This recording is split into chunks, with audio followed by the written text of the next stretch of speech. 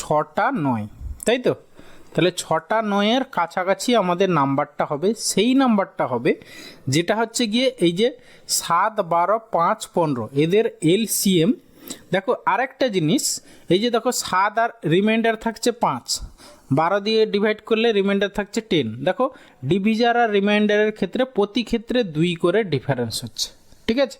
তাহলে এখানে answer actually কীরকম টাইপের হবে, যে এলসিএম, ঠিক আছে, যেটা হচ্ছে গিয়ে তোমার এই যে 7, 12, 5 আর 15 এলসিএম যেটা হচ্ছে গিয়ে এই এর কাছাকাছি, সেখান থেকে যা হবে সে -2 করব আমাদের অ্যান্সার।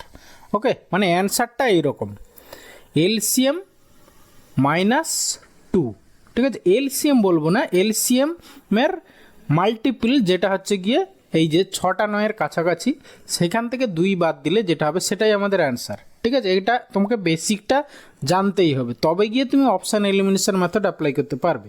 ওকে, এবার এইটা আমরা জানি, তাহলে অ্যাকচুয়ালি কি এই দুইটা যদি আমরা এদিকে চলে আসি, ঠিক আছে, এন অ্যান্সার +2 = ধরো এলসিএম, তাহলে এই এলসিএমটা দেখো 7, 12, 5, 15 দ্বারা ডিভিজিবল।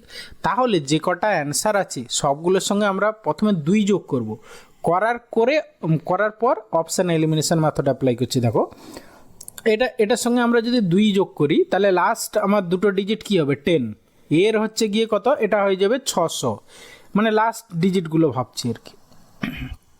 এটা হবে 610, এটা হবে 600, আর এটা হবে গিয়ে 602, আর এটা হবে গিয়ে তোমার 502। এবারে আসি, দেখো তোমার 7, 12, 5, 15, ঠিক আছে? দেখো 5 দ্বারা বা 15 দ্বারা ডিভিজিবল সংখ্যা কী হবে, লাস্ট ইউনিট ডিজিটটা 5 বা 0 হতে হবে, তাহলে সেক্ষেত্রে অপশান সি আর ডি প্রথমেই এলিমিনেট হয়ে গেল।